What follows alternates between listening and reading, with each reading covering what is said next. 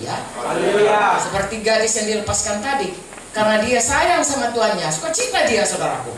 Menyenangkan Tuhan. Bagaimana menyenangkan Tuhan? Menyenangkan Tuhan, mematuhi Tuhan. Bagaimana mematuhi Tuhan? Tuhan mau kita segambar dengan dia. Mari berubah tiap hari. Amin. Saya tidak akan menceritakan begitu banyaknya ayat dari mulai Kejadian sampai Wahyu mengenai semua kita bisa berubah. Amin. Saya sudah mengikut Tuhan kira-kira sekian puluh tahun, saudaraku. Ya, waktu saya mula-mula mengikut Tuhan dengan hari ini, saya jauh berubah. Minggu yang lalu dengan hari ini pun saya jauh berubah. Selama saya naik pesawat pun saya jauh berubah. Ya, saya naik pesawat, saudaraku, tengah jalan goncang-goncang, saya bilang, Tuhan Yesus, kalau Tuhan Yesus berkata pada gelombang di Laut Galilea, diam, tenanglah, tenang dia. Sekarang Tuhan Yesus ada dalam hatiku. Marilah Tuhan, diamlah engkau. Semua turbulensi semua ini, capek kurasa begini jauh kalau goyang-goyang. Tuhan, berikanlah supaya kuasamu itu jadi. Saya katakan, diam kau semuanya. Angin ribut, tercampak kau semua ke lautan. Tahukah saudara? Goyangnya berhenti, saudaraku.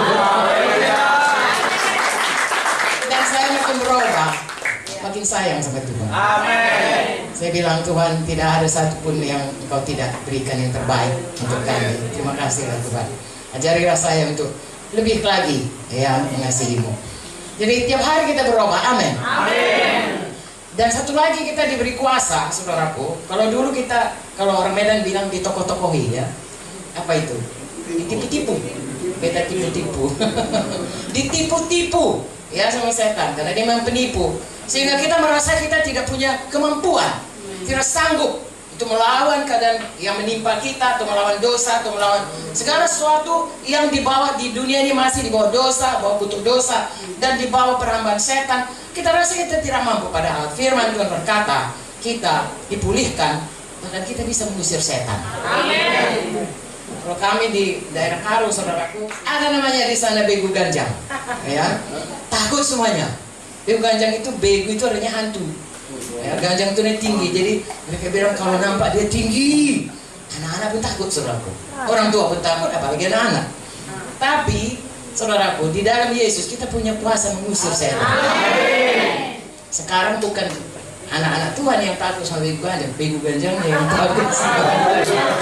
Ya, kalau kita kebaktian seperti ini, kalau ada mereka yang mau ada acara, mau memanggil begu itu, dukunya berkata, ya, itu Pak Munte datang tidak? Kalau Pak Munte datang, nanti begunya tidak datang. Bukan Pak Muntenya, saudaraku, anak-anak Tuhan sudah punya kuasa sekarang di bumi ini. Tidak bisa. Saudara sakit, saudara berdoa dalam nama Yesus, Tuhan menjawab. Hidup Yesus, saudara sembuh. Kudus hidupkan tubuh kita yang fana. Saya sudah 77 tahun, saudaraku, ya. Umur 30 tahun, saya sakit, saudaraku, saya jantung. Ya, dokter bilang saya harus taruh pacu jantung.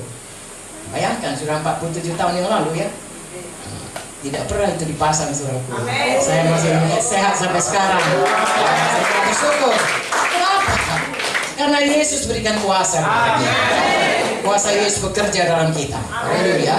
Dan satu lagi dikatakan kita harus beranak pinak, ya, memenuhi bumi. Tahukah saudara, Tuhan bermaksud anak kita banyak. Kalau orang Batak dia anaknya 33 orang. Anak 10 orang, Marboru 10 itu katanya. Begitulah maksudnya, supaya banyak keturunan, itulah yang paling baik. Tapi yang kalau misalnya anak kita secara badani dia tidak ikut Yesus, kita akan berpisah dengan dia selama-lamanya. Amin. Amin. Makanya kita harus mengajari anak kita supaya dia sungguh-sungguh ikut Yesus. Di bumi ini anak kita, nanti di bumi baru tetap anak kita. Maksudnya sama-sama kita di sana. Tapi selain anak badani, Tuhan juga mau kita punya anak rohani memenuhi bumi. Makanya Tuhan berikan perintah agung. Jadi saya dan saudara harus beritakan Injil. Bahwa Yesus itu Tuhan. Siapa percaya jadi anak Tuhan. Bagi kita itu jadi anak rohani. Makin banyak kita memenangkan jiwa, makin banyak anak rohani kita. Bahkan Tuhan suruh kita sampai ke ujung bumi. Bagi kami di Medan, Sentani sudah di ujung bumi. Saudara boleh pergi ke Amerika. Maksud saya, semua kita, mari mulai hari ini sukacita. Tidak merasa terpaksa, kalau nanti tidak kubuat Tuhan marah. Tidak. Tuhan Yesus baik sekali. Bapa di sorga pun panjang sabar. Buktinya saudaraku, masih banyak orang yang melawan Tuhan, masih banyak orang yang menyembah berhala. Tuhan masih kasih matahari, Tuhan masih kasihkan udaranya, Tuhan masih kasihkan bumi ini sisa-sisa yang baik, masih bisa dinikmati kalau dia menyelam di Raja Ampat, ya, atau di mana saja di Bunaken. Mengapa? Karena memang Tuhan baik, dia panjang sabar. Tetapi maksud Tuhan panjang sabar itu supaya semua orang datang pada pertobatan. Itu sebabnya kita harus tahu hati Tuhan, lalu sukacita kita beritakan Injil.